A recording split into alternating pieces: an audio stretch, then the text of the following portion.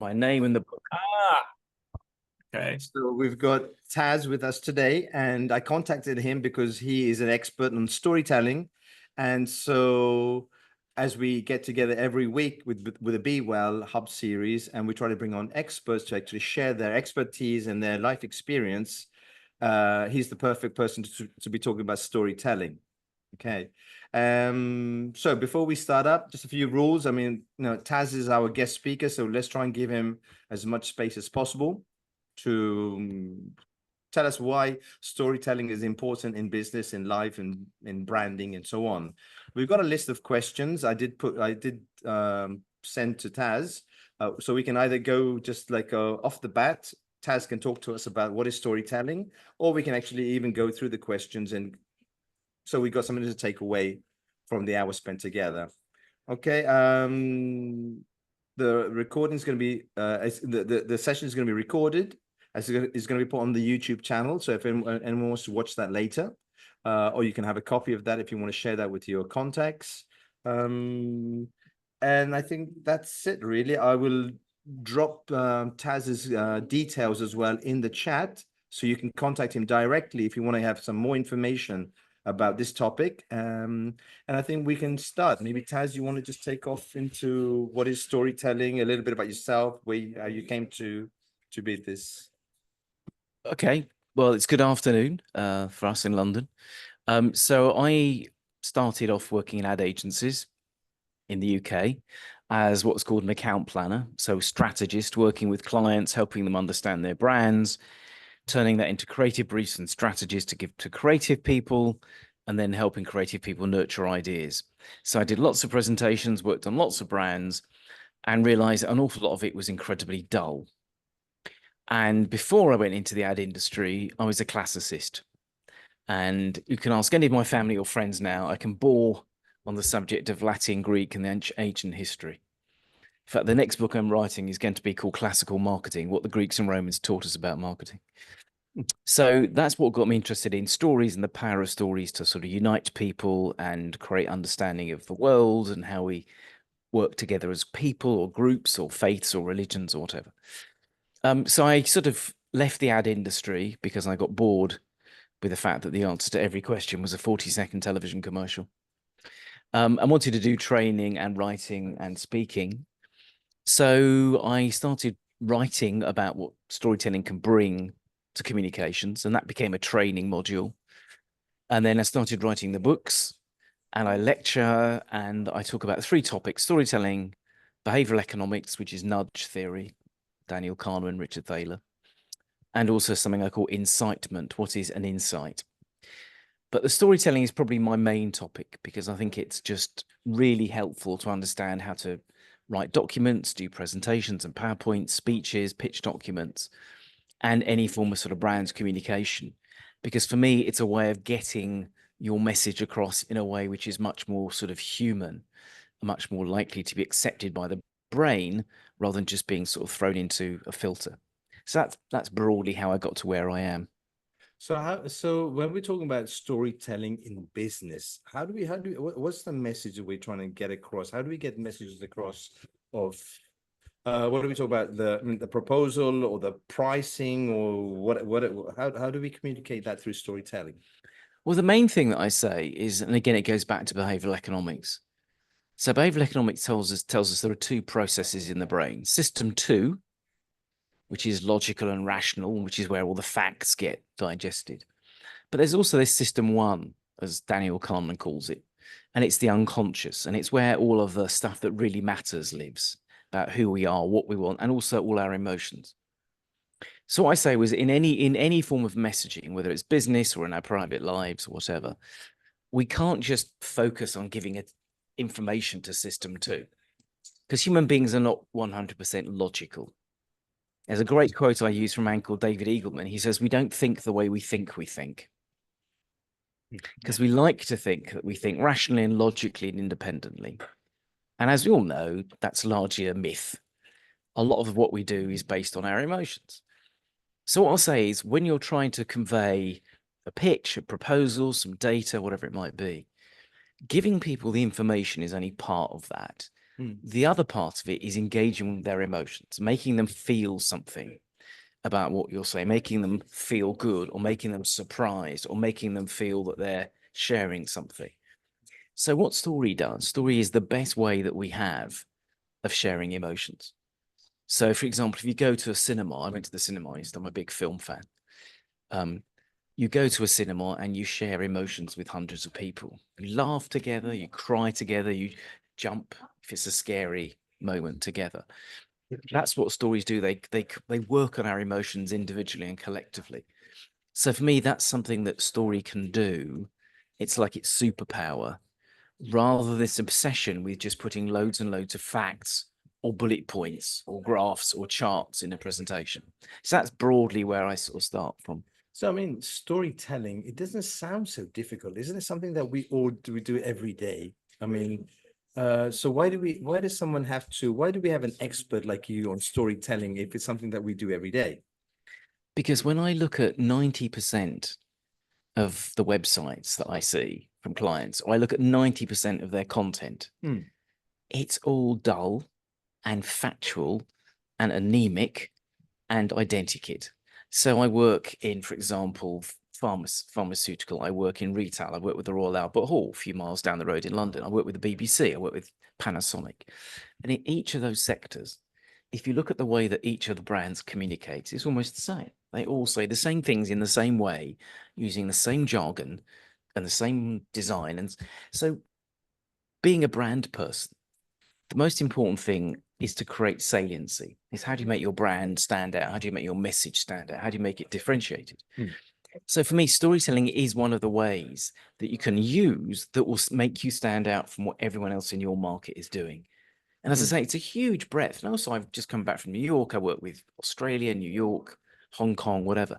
It doesn't matter what culture, what brand, what sort of sector I work in. It's amazing how people congregate around the same sort of message or the same sort of look. So I'll ask you now, okay? I mean, Katja and David, is it? If I say to you, describe to me the typical car commercial, right? What's in your head? Well, most of them are, to me, are kind of dull. Yeah. You know what the Genesis automobile is? No, go on. It's a high-end model from North Korea. Oh, Beautiful, yes, I do. Yeah. beautiful vehicles, but the ads are the most boring in the world. Has some music going, shows you some of them, Yeah. but you don't know what's the advantage to them. Yeah. And in Europe, when I ask that question, people will do this, which is you see a car, driving along a windy road on a mountain shot from above. Yes. Every car commercial, except if it's an Every urban one. car. If it's an urban car, there has to be graffiti.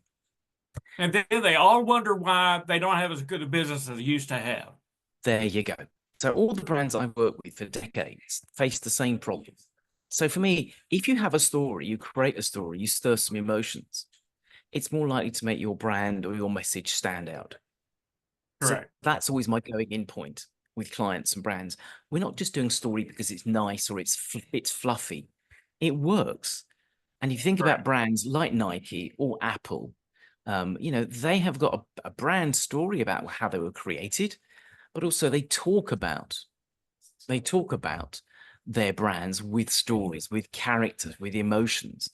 And again, that's that emotion and story together for me. That's the secret of this. But too many brands, I think, are frightened of doing it. They think, oh, we have to just beat people over the face with messages and miles per gallons, or and Pictures. at the end of the day, people, it's not that people don't care, but it doesn't move people. Yeah. So I have a line, right, which is that numbers numb us, but stories stir us. Just waiting for the applause to die down. Do we get that again? Can you say that again? Numbers numb us, i.e. we get numbed into a sense of, oh no more facts. But stories stir us. They stir our emotions. So why are we afraid of the storytelling approach, Taz? I mean, it makes sense what you're saying, but yet you get people giving a presentation, and the presentation will be a PowerPoint slide with statistics. Why is that? Is that because we're going in the safe and we don't feel so vulnerable? Are we feeling vulnerable when we open up and story tell?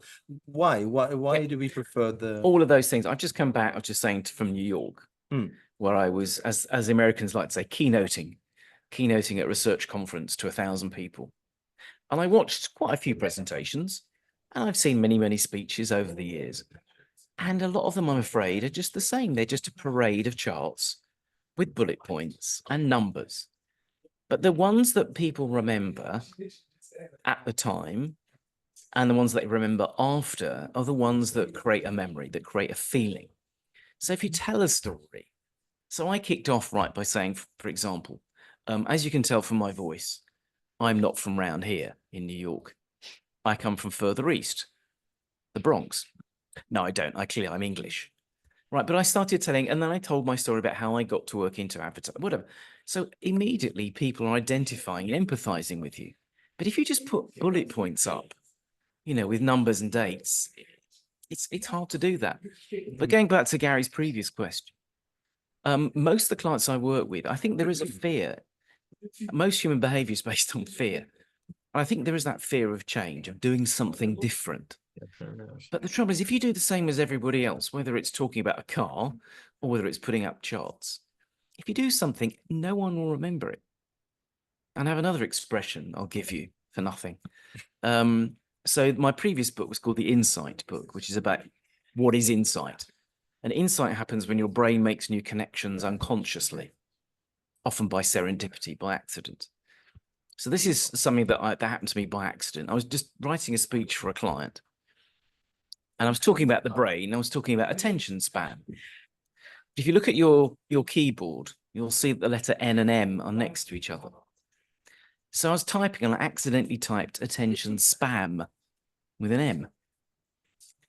And since then, I've used that all the time because I quite like that as an expression. Because what it means is we like to think that everything we say goes from our attention inbox into your attention inbox. This goes the same, by the way, if you're talking to your wife or your partner or your children, by the way. But we know the way the brain works is that 80–90% of it will be filtered out. It will go into what I now call attention spam. So for me, story is one of the best way. Please do use it, by the way, put it on LinkedIn. attention span? All right. And with an M, yeah. And that is for me one of the ways that stories work. It guarantees you not going into attention spam. Because think about it, next time you read a book or a presentation, or how much of it is going into your attention span? I guarantee it will be 80 or 90%, unless someone does something surprising or funny or emotional. So that's my long-winded answer to your question. No, I mean, the question as well is when you're storytelling, how much story do you put into the presentation? Like, I mean, you've got a presentation to give, and yeah, you want to actually, you want to decorate it, or you want to actually present it as a story. How much of yourself do you have to put into that presentation? Well, there's 2 or 3 questions in there. Firstly, I'll answer your last question. I genuinely believe in a presentation, you should put lots of your own personality and character into it. Why? Because that's what we remember. We remember people's personality and their character. If you're just an identikit drone with a set of charts, it's much harder to remember. But if you remember the person, who was English and made the jokes, or the person who was French and talked about, you're much more likely to be remembered. So the first thing is you do, I think, have to put a lot of your character into it. I haven't got the storytelling book with me. I'll try and find it on my laptop and I'll show you. But one of the things that I use as a sort of aide memoir, and it's in the training and it's in all my books, is what I call the golden thread. And that goes back to my classical background, Theseus and the Minotaur. So Ariadne gave Theseus a ball of thread to help him find his way into the labyrinth, so that when he killed the Minotaur, he'd find his way out. So when I work with people on their presentations or speeches, I'll help them devise a golden thread. So you storyboard it like creative people do, and you write out on Post-its, this is the flow of this presentation. No facts, no numbers, just the flow, the hypothesis. What is your argument that you're trying to make? And you keep it really neat and simple, and that becomes the thread that holds everything together. And then, and only then, do you start putting stuff in that adds to the thread. But the point is you take away everything else that doesn't fit that thread. Because if you don't, you end up literally throwing everything at everyone. And one of the comments I get from the clients I work with as a verbatim, we try to tell everyone everything. Yeah? Can't do that. Because we were going back to your attention span or your attention spam. Yeah. There is a risk through storytelling that you actually divert the listener's attention through the story, not to where you want to what you want the listener to take away. Is there a risk of that or not? But you're talking about actually overwhelming the listener or overbearing. No, the whole point of having a story is you underwhelm, but you give them a thread, you give them a flow, you give them, as I say, a hypothesis, and then you take out. I'll give you another little freebie.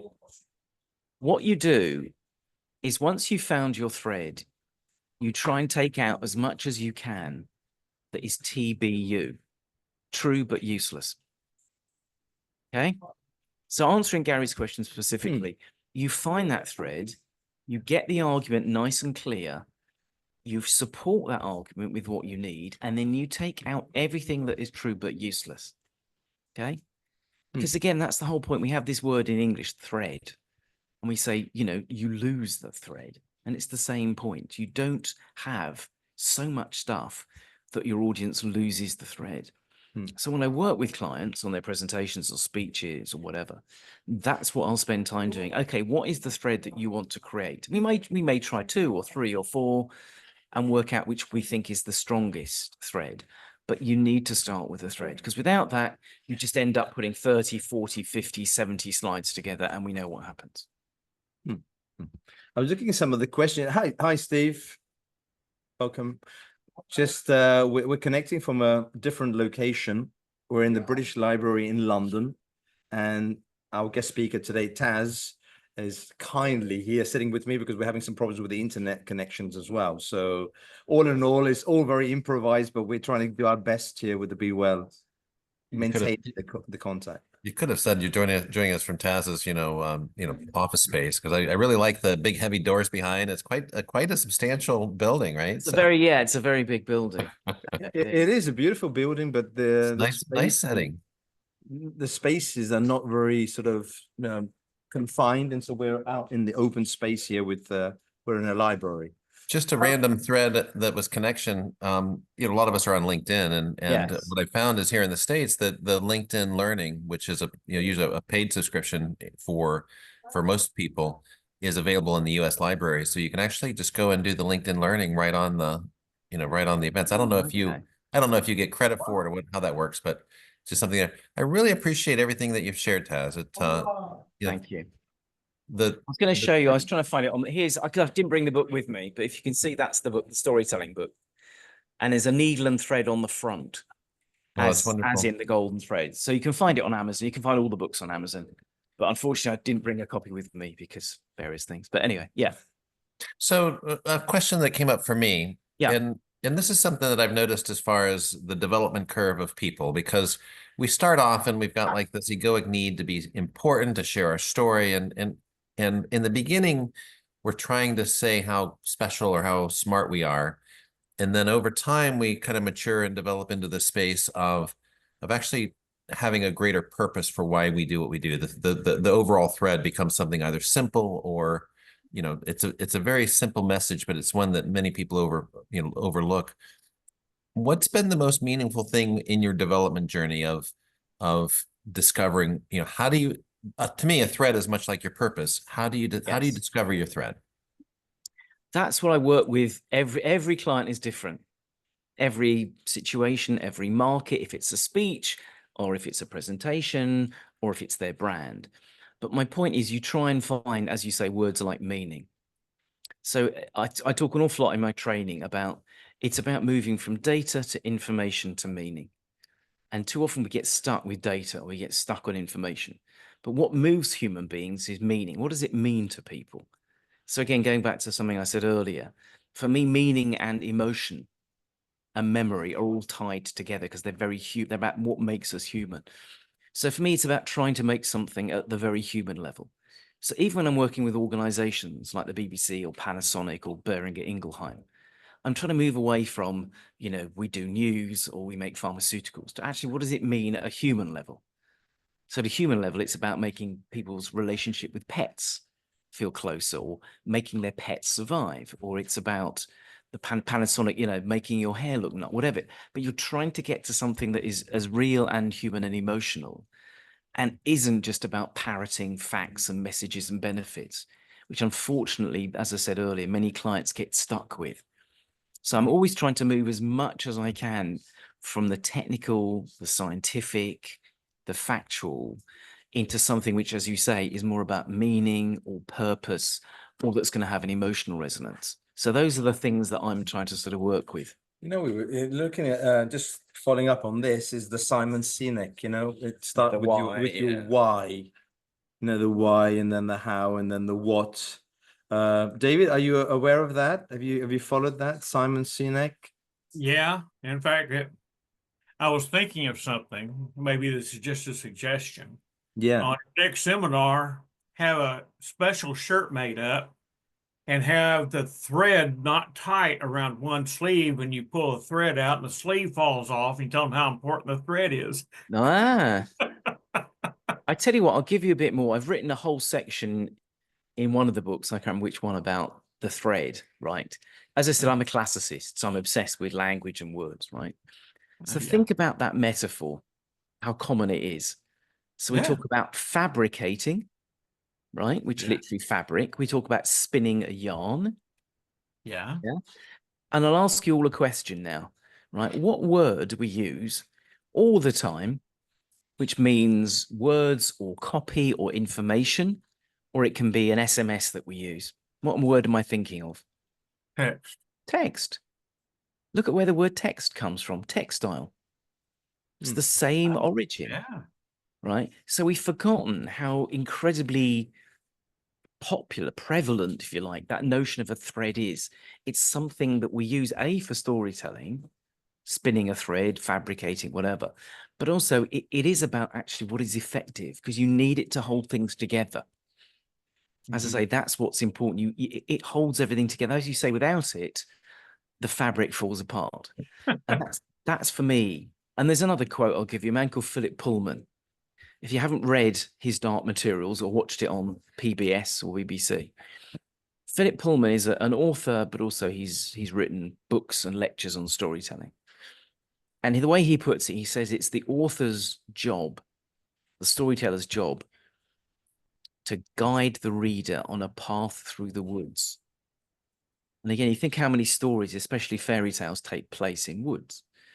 And I like that as a metaphor. So all the woods, that's all the facts, all the details, all the backstory of your presentation or whatever. What you have to do is find a path and guide your audience on that path through the woods. So whether it's the golden thread, the path through the woods, a skeleton, a structure, for me, they're all playing in the same sort of space. And that's the thing that I find when I'm working with clients or people doing presentations or brands, is they're so keen to put everything in, every chart, every, full of lots of, they forget that they've got to have something that holds it together. So now with the advent of AI, Taz, AI is just it's on us. So we've got AI, and then we're trying to be more human to actually contrast AI. How is AI going to play a part in storytelling? Is it something we're going to use? We're not going to use? It's going to define this topic. I think it was 2 years ago, maybe 3 years ago, when I think it was book 5, which was a sequel to the storytelling book. I had a launch at a club that I'm a member of in London, and it was the week where ChatGPT was in everyone's ears. So I launched the book. My publisher interviewed me, asked questions. The only questions I got were about AI. Wow. Now, I'm not an AI expert. I think very few people are. My feeling about AI is simple. And again, I'm quite happy to be, contradicted by people that know better. My view is that human beings have storytelling as our sort of superpower. And AI is good at collecting information and synthesizing it. But whether it creates new stories or even new jokes, because I believe that humor is important as well, I don't know. So what I think is, however much we get AI to synthesize things together and put, it's still something that we can do, that marks us out, that we can share, and that we can, again, create communities and create groups of people through storytelling. So my feeling is that AI, as in maybe other areas, will get you so far, but you still need that extra human layer. So again, I talk a lot about insight. That was my previous book.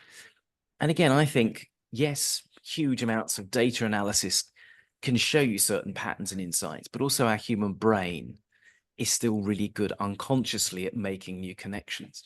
So I'm still reasonably optimistic that we'll have a role after AI. So AI can do certain stuff, but how we then share it in storytelling, I think, is still something that is ours and we should continue to do. I think you mentioned something very close to my heart in humor. Okay, humor. As in, my question is, how much humor plays a part in storytelling, but in our daily lives? How often do we, even our participants here, Kaja, Steve, David, how often do you have, how much does humor play a part in your, whether it's telling a joke, whether it's, do you actively go looking for humor? Comedy clubs, or do you actually sit down in front of Netflix and say, I'm going to watch a comedy film because I want to laugh? How much of that plays a part in your life? I just showed you that book, my last book. Oh, that's interesting. How did that happen? That was humor. That's very good. I like that. That's very impressive. I'm eating, but I can still participate and not make you feel like I'm ditching out on you. So that is weird. Well, you look better this way here, Steve. Just keep eating. That's brilliant.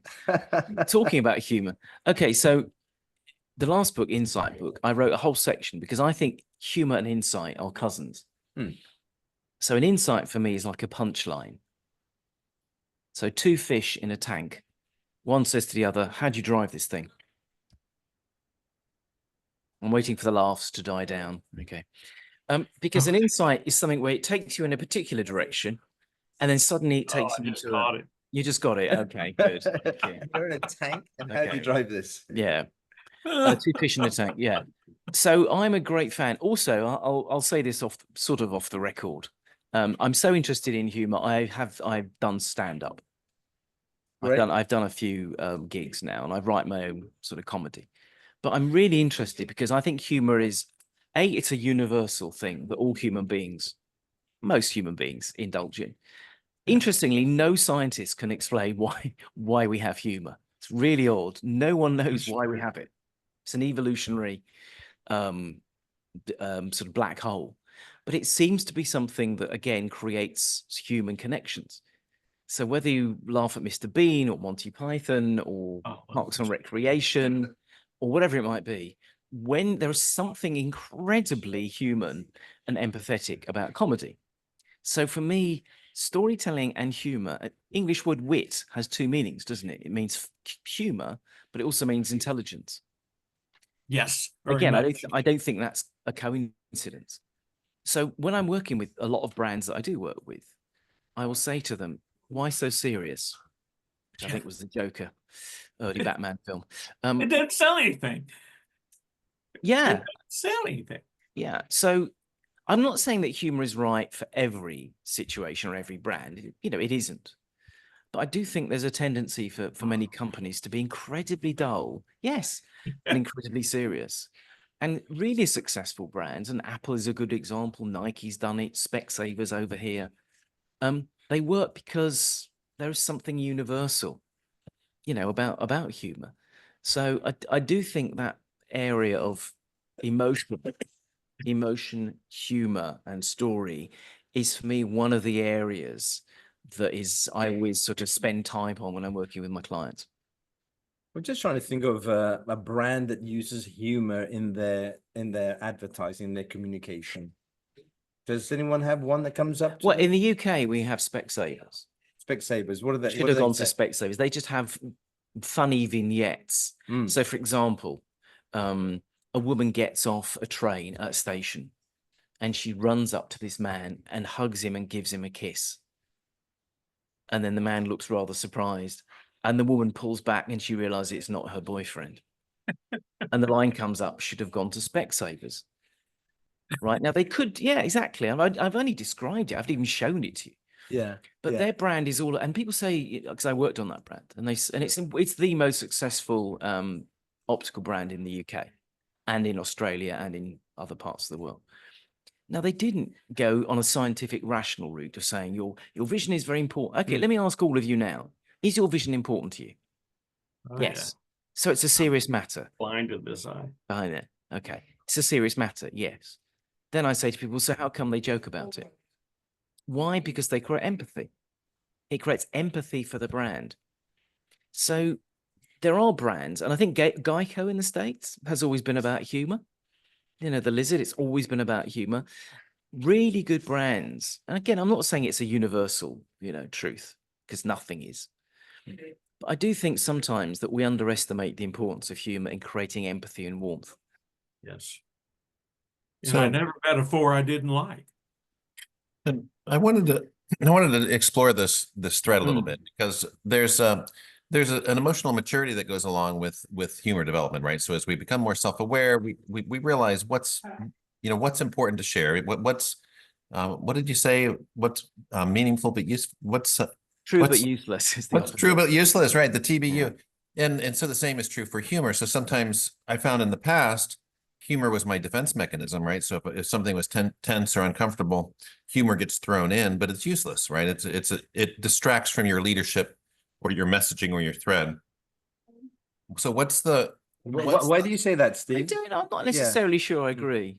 So what I'm saying is it depends upon the focus and the type of humor. Yeah. Right. So I think you should be intentional with your humor, but that's my question is how do you choose and be more intentional with the way that you utilize humor? I do an awful lot of stuff with, leadership and C-suite stuff, again, about helping them become better leaders or helping them create a culture. And I will say to them that the most important quality, almost bar none, is empathy. And empathy is something, again, I don't want to look at politicians, but, J.D. Vance seems to struggle with natural human empathy. And lots of, successful actors, people, whatever. The reason that they often are so successful is people can empathize with them. They can imagine what it's like to be them and vice versa. So again, going back to if you're a leader, humor, having something like a joke or a common reference or a metaphor or an image is something that everyone else can sort of rally around and understand. So often I'm working with people at that level. It doesn't have to be a laugh out loud gag, but it might be an observation or a little sort of moment of truth. And you can find that. And it's the sort of thing, as soon as everyone laughs, you know that you've got them. And often that's a much better goal rather than saying we've got these 3 slides and this is what the vision is going to be and you must go off and slavishly follow that vision. Because often they're very cold, they're very formal.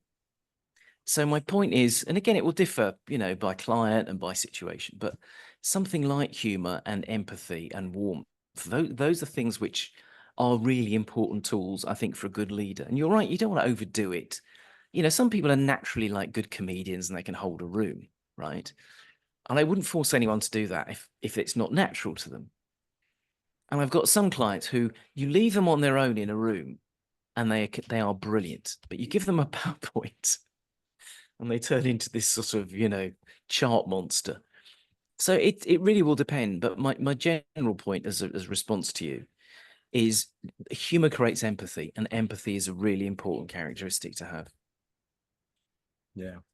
No, just reflecting, talk about connection, empathy. And I've been to some comedy clubs here in London because I like comedy. I like going to comedy. But I've also been to some comedy evenings where the comedian hasn't connected with the audience. And that's very embarrassing, where he's waiting, he's said it and he's expecting the audience to interact with him. And they haven't understood, or they're waiting for the pun. And so I think it's also understanding the audience, as you were saying, Steve, as well. how far you can go, when is humor important to actually put into the presentation or into a speech even, and when it's just true but useless. So Yeah, sorry, go on, Steve. I was going to say there's one thing that came up, and it's this idea of, so you're the second either motivate, I don't know if you call yourself a motivational speaker or you know how that fits in, but I know someone else that actually trains people and coaches, you know, business leaders and other people on getting on stage, sharing their message. But it's Corey Poirier. I don't know Poirier. I don't know if you've talked to him or know who he is, but so he's a stand-up comedian as well, and he's interviewed quite a few big name authors. But my question comes back to this idea of,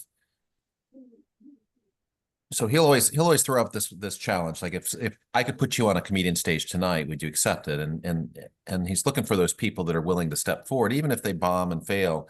It's you know, it's that growth opportunity to move forward. So my question is, what is the qualities of being on stage as a comedian that help you in, you know, showing up for life and having the meeting with the C-suite and being a motivational speaker?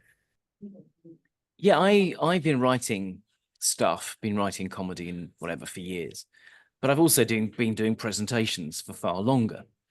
And I realized there are a number of things that overlap, which is the answer to your question, I think, Steve. So the first one is actually being able to hold a room. Now, comedy is different because comedy, you are there just to make people laugh. You're not there to sort of particularly pass on information about, you know, corporate vision. You're there. And when I did my 5 minutes, you know, it's hard doing 5 minutes of stuff where you're trying to get people to laugh relatively consistently.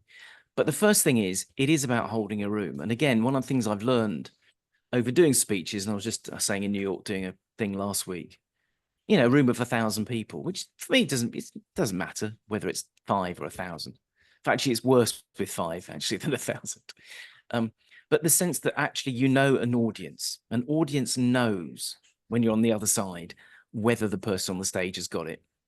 You just get a sense, don't you, immediately within like 5 seconds, this is going to be good, or you can tell everyone's going on their phone.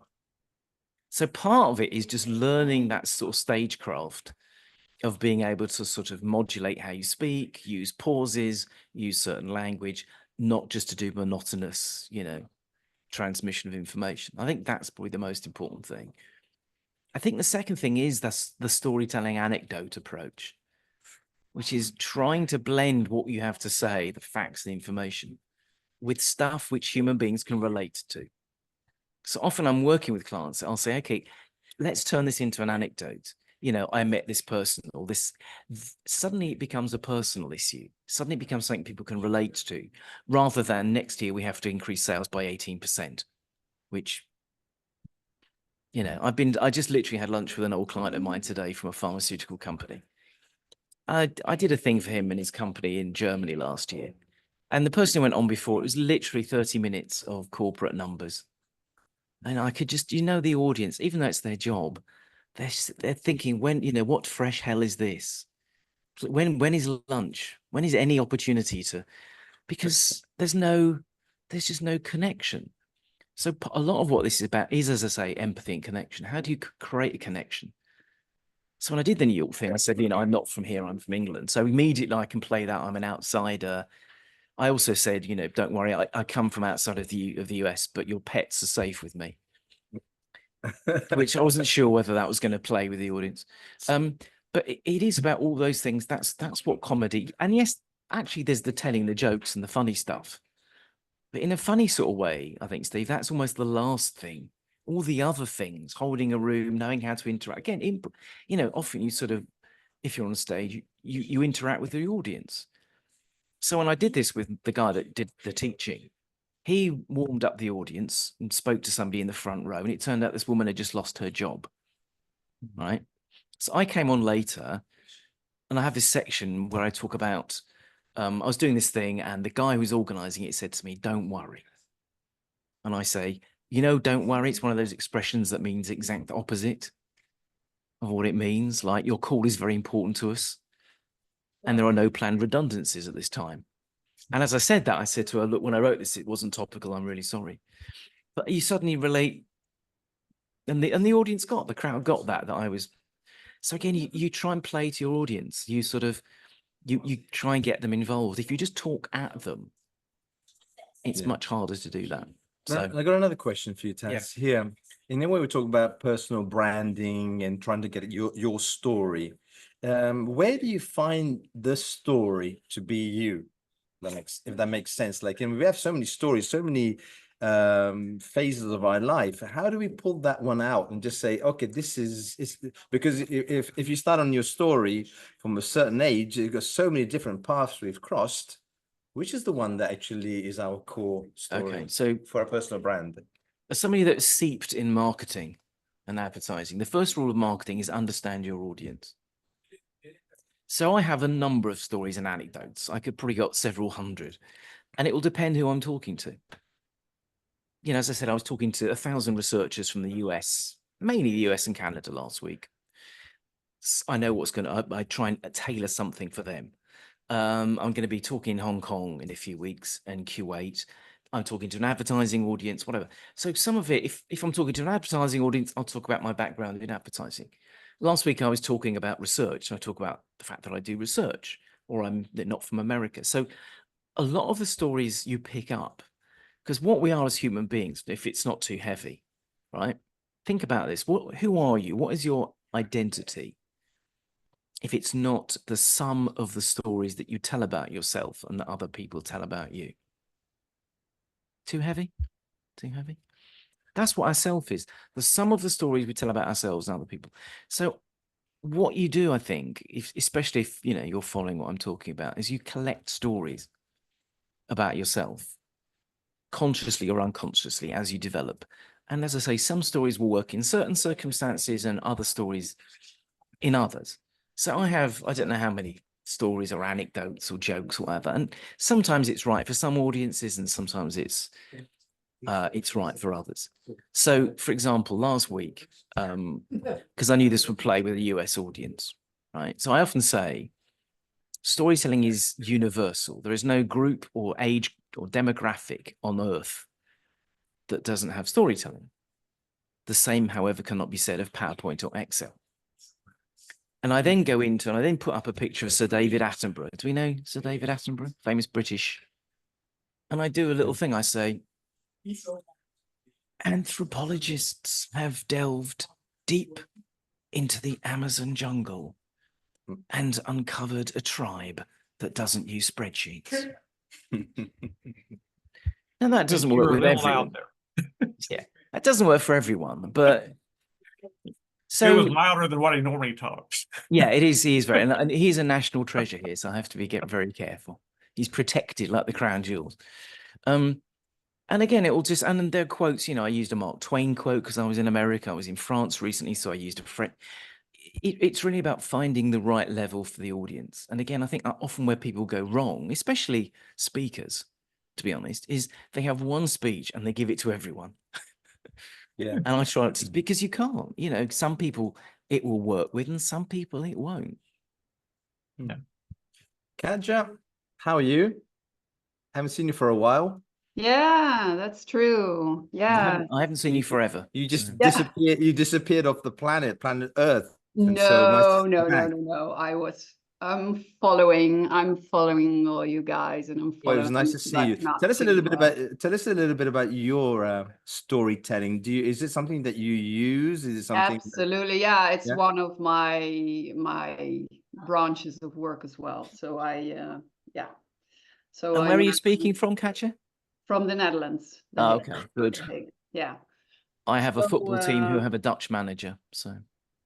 You have a football team that has a Dutch manager. It's many of us. Mainly Eric Ten Hag, basically. Okay. Right. Sorry, I'm just. No.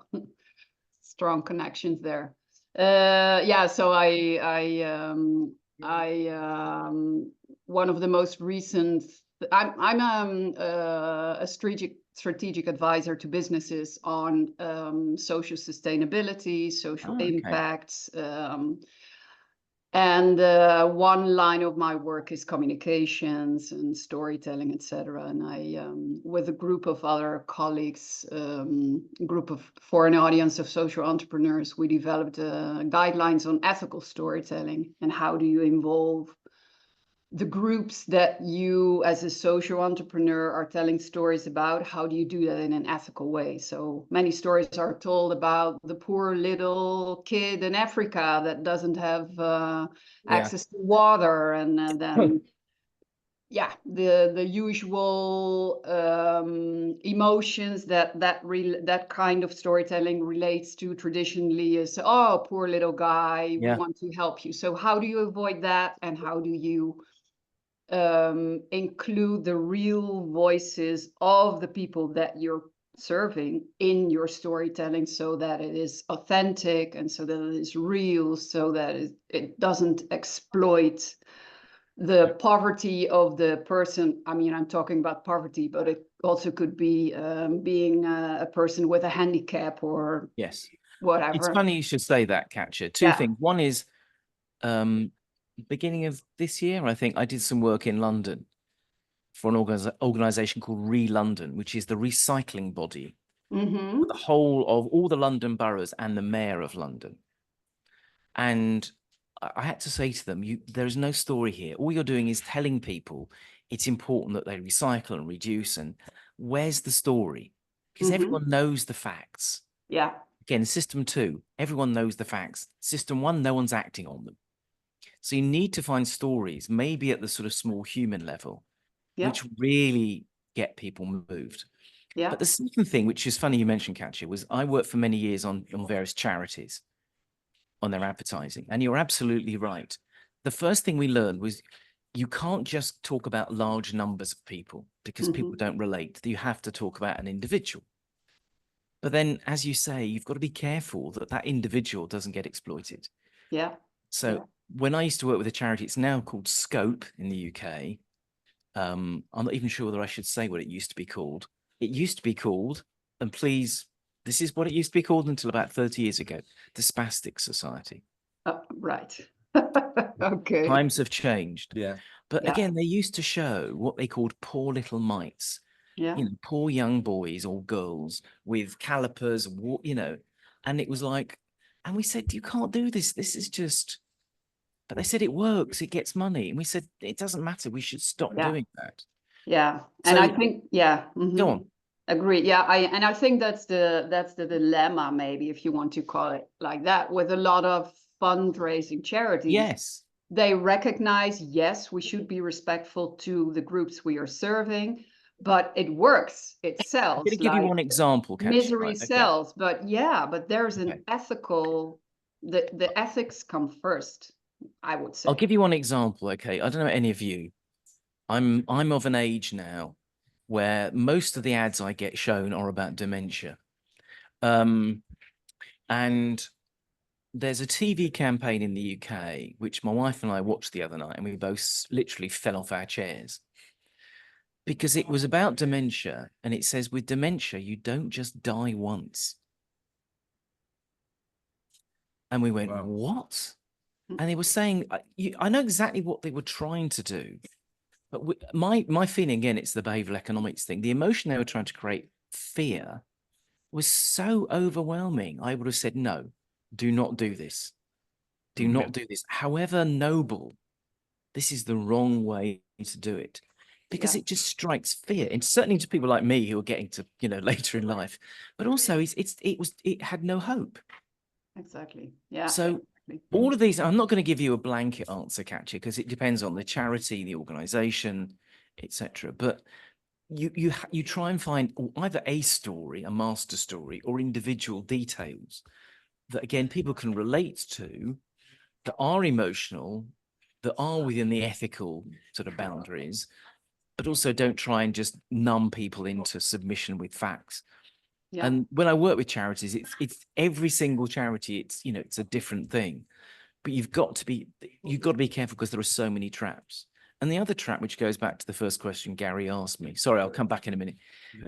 Again, many charities, as with any market, their communications looks the same.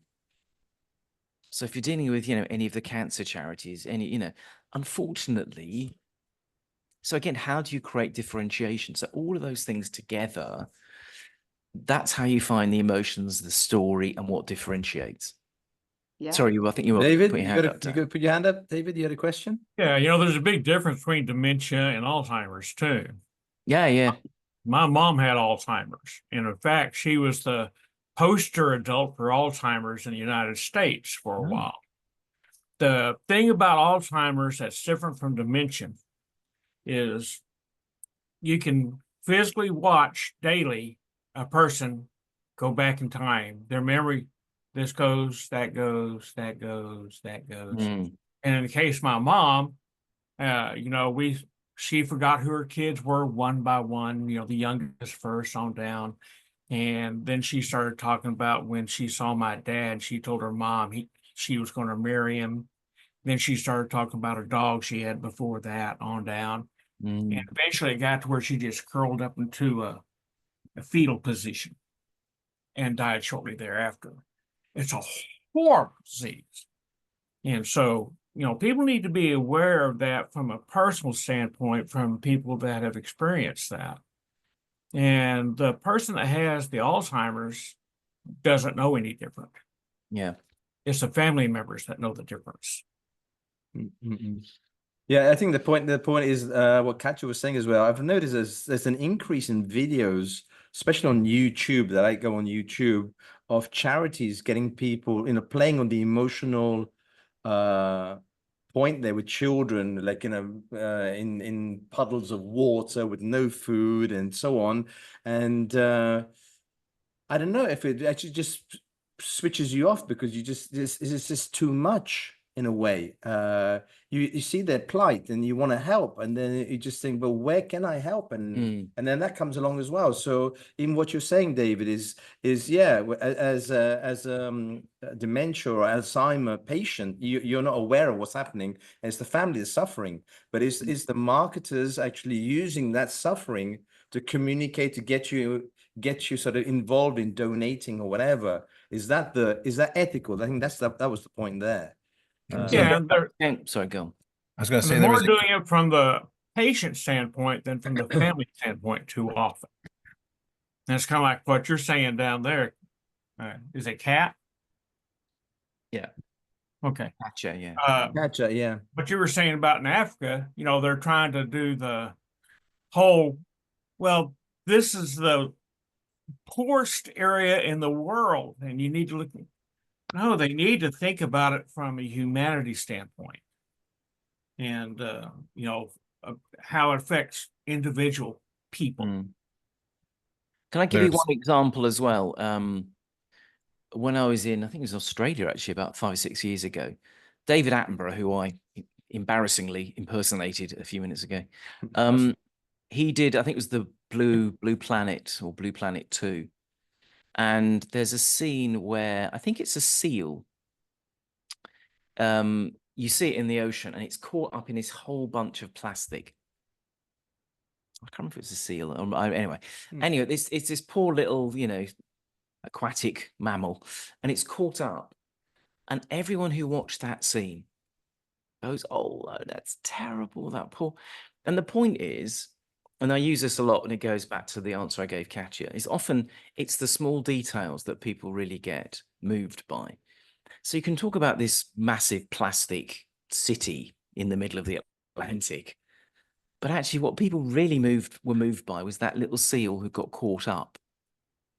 So often I'll say in this, whether it's charities or ecology or whatever, sometimes human beings respond better to small personal human details than global overarching brand narratives.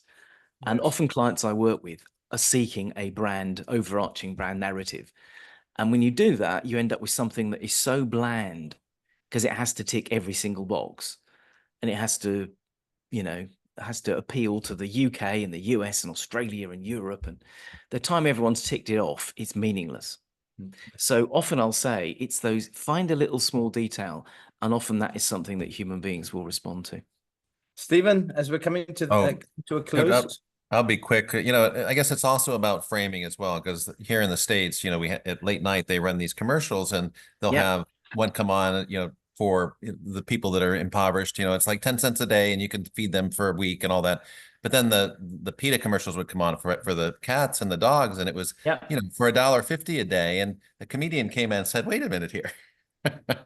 We can feed an entire tribe for 50 cents a week, and you're saying you need $1.50 per cat, you know, so per day. So they were just kind of playing with that. But it's, you know, it's that story of I think the you know, when things land and how they land is conditional upon the environment too. So Yeah. you know, it's all of that. I did have a joke about Alzheimer's and dementia, but I don't know if it's appropriate or not. You can tell me. No, I think it's almost It's- certainly not going to be. It is. It's the joke is there's a difference between Alzheimer's and dementia, but I forgot. I forgot, yeah. Can I tell you? Okay, I'll tell you that I've got time for this. Go. This is a true anecdote that I've turned into my sort of comedy, but I don't use it most of the time for obvious reasons. So we have in the UK, I'm sure you have it everywhere, people who just gather together outside a tube station, and they've got a little vest on that says, you know, Alzheimer's or dementia. And they come up to you and say, you know, would you support us? Will you give us some money? Will you? Yeah, you aware with that? They're just groups. They're called chuggers over here, like charity muggers. And we get it all the time, right? And this tree has happened to me a while ago. I came out of the tube station, and a couple of young people came up and said to me, "Have you got some time for Alzheimer's and dementia? We'd really like your support." And I said, "Look, I'm sorry, I've already donated." But then 20 yards along, another couple of people from the same group say, "Hello, have you got time to submit some time for dementia and Alzheimer's?" And I go, "No." Then the next 20 yards, there's another couple. And I'm thinking, am I missing something here? Are they trying to sort of... And it was just like, do they think that I've just forgotten every 20 yards? Sorry. Okay. But yes. And is that money going where it's supposed to go? Yeah, I mean, I don't know if it was true, but it just made me... But my wife said I should not mention that to anyone. It's offensive. So I won't. I won't. So. Okay, listen, we're coming to the end. I've put Taz's details in the chat. So if you want to connect with him, please do that. If you're interested in storytelling and you want to go deeper, again, connect with him. Taz, thank you for coming. Thank you for your expertise and your Pleasure. time. Thank you. It was nice seeing you all. Sorry about the initial problems we had with the internet and the space and so on, but we are out of our comfort zone, let's say. We're in this British library and so on. So it's something different and just needed a little bit of tweaking, but we're here. So again, Taz, thanks for your patience. Thanks for Gary, being nice adapt, being flexible as well. And I'll see you guys next week. Next Tuesday, we've got person called Thierry de Raphael. I think, if I said his name is right, he's from Belgium. He's coming along as a guest speaker. And so if you're free, just jump on Tuesday from 5 to 6 p.m. CET. Okay. Nice to meet you all. Speak Nice to to you meet soon. you. Thank you so much. Bye. Yeah, Bye, I guys. enjoyed it. Bye. It was a great session. Thank you. Great. Thank you. Pleasure. I get that palm tree out of my ear. Oh. Yeah. Worse things have happened. Bye, Stephen.